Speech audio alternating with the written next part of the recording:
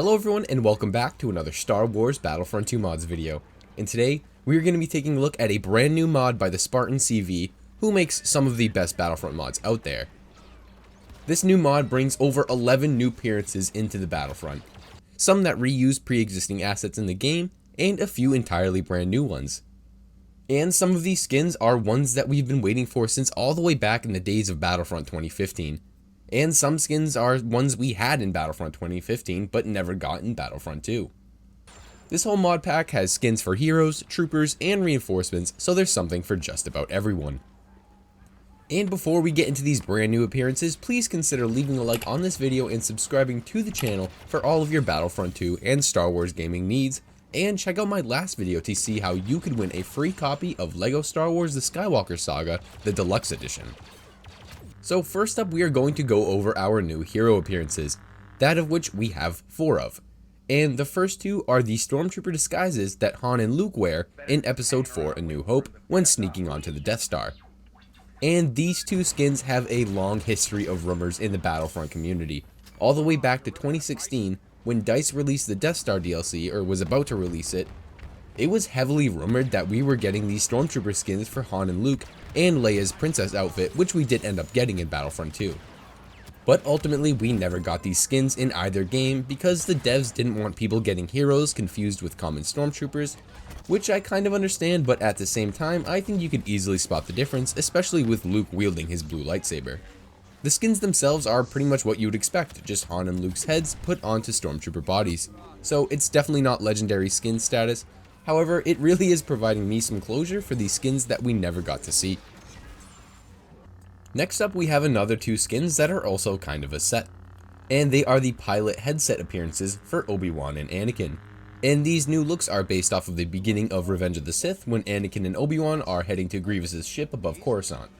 And it's a very subtle change, just a small headset put on both of their robe skins, but I actually really like it, especially when you're playing on the Separatist Dreadnought map. This small change adds even more immersion, as if you're being called to the battlefront and just landed off of your starfighter. And I think this is just a perfect example of how DICE could have made very small changes to a lot of the pre-existing skins to give us some more variety without having to model entirely new outfits. Overall, I can't make any complaints about new looks for the dynamic duo, and I also really appreciate how they gave the headset to both Anakin and Obi-Wan, so no matter what, they can always have matching appearances in the game between their regular skins, their robe skins, their Jedi General skins, and now their headset skins. Alright, so now we're going to be moving on to the new trooper skins we get, and specifically for the Empire because that's where we see a lot of new armors and most of the new skins. First up, one of my favorite new appearances is the Imperial Tank Trooper, and these guys were first seen in Rogue One operating, well, you guessed it, tanks. But these guys do have a really cool helmet, and back when the Scarif DLC released in 2016 for the first Battlefront, I was really hoping we were going to get these guys, but I'm glad we finally have them here. And we do have 2 different variants, the regular trooper with the standard blank white armor, and the commander with some gray markings on the armor.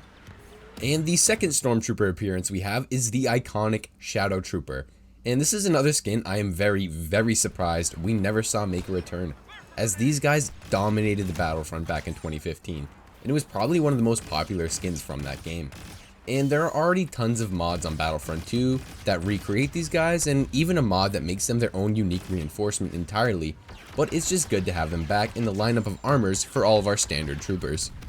And maybe it was just me, but I feel like back in Battlefront 2015, if you were getting destroyed by a toxic player, there's a high chance that they were using this armor in the laughing emote, and probably the EE4 as well.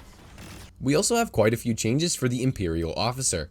For starters, he can now equip some classic Stormtrooper armor with an orange squad leader pauldron to help your officer blend in better with the other troopers around you, similar to when we finally got armored clone officers. We also have another skin from Battlefront 2015, and I'm starting to sense a bit of a pattern here, but it's the traditional gray Imperial officer skin, which is a classic Imperial look going all the way back to A New Hope, and it is especially immersive when playing on the Death Star. We can also use the new Tank Trooper and Shadow Trooper skins for all 4 classes, and there's also the added choice of picking between a male or female trooper for any class, something that we couldn't do before, so that's even more variety for you. And moving on to our last set of trooper skins, we have one brand new clone legion that is now playable with all 4 classes, and it is the infamous 332nd Company, or Ahsoka's group of the 501st who helped her reclaim Mandalore, and then later tried to kill her. But this is some really cool armor and also represents a very pivotal moment in the Clone Wars, so it's really awesome to get to play as these guys finally. And we also have a new option that says Shiny, and that's basically just fresh white armor for Phase 1 or Phase 2.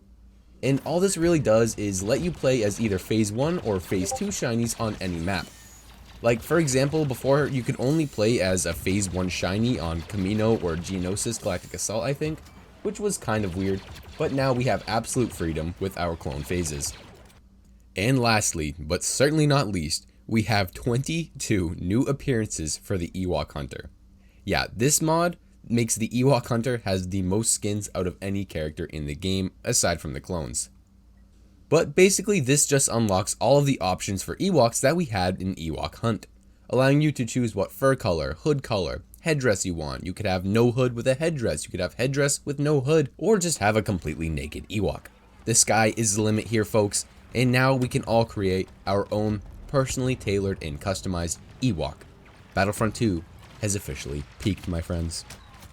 So that pretty much covers all of our new appearances here in this mod. Let me know down in the comments below what your favorite was, and also let me know if I missed any because there was a lot of new stuff with this mod. So with all that said, we will end the video here. If you enjoyed the video, please leave a like as it really helps out the channel grow, and subscribe to see more Battlefront content just like this. Thank you so much for watching, and happy modding, my friends.